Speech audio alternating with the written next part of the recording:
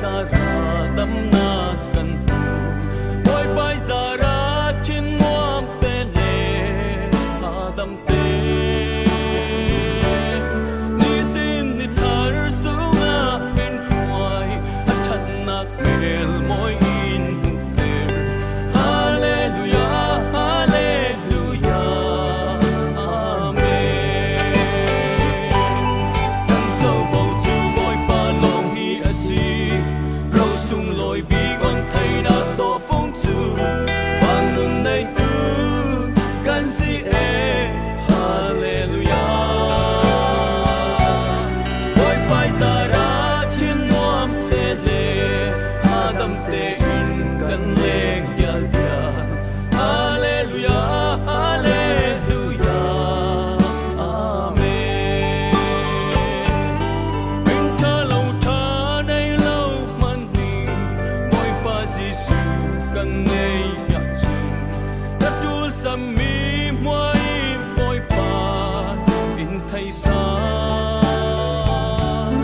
vì thil pa kha te long ta thei boy pa chu kan lama atam kan ta sam lâu ding rual cha bi kan nei kan châu vô chu boy pa long hi asi râu sung lôi bi gon thay na to phong chu bang nun nay tu kan si e Hallelujah boy pai Sara thiên muam tê lệ Adam tê in kan leng yal yal Hallelujah Hallelujah Amen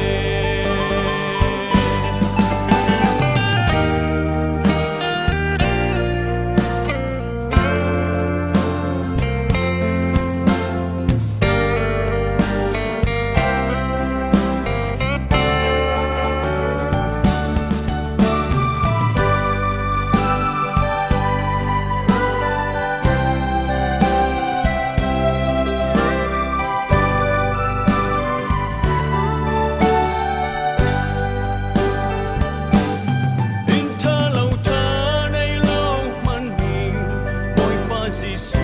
kan nei yak chung đã tul sam mi moi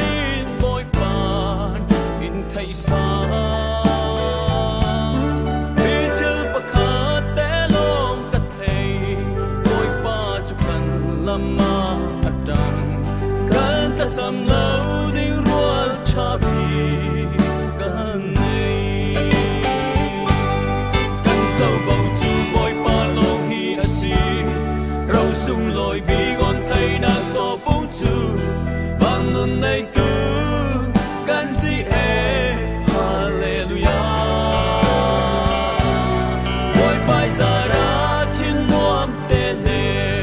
Adam tê in kan leng yal yal Hallelujah Hallelujah Amen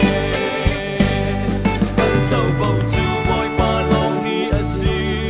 râu sung lôi bi gon thay na to phong chu vang nun nay tu kan si e Hallelujah boy pai Sara thiên muam tê lệ Adam tê in kan leng yal yal Hallelujah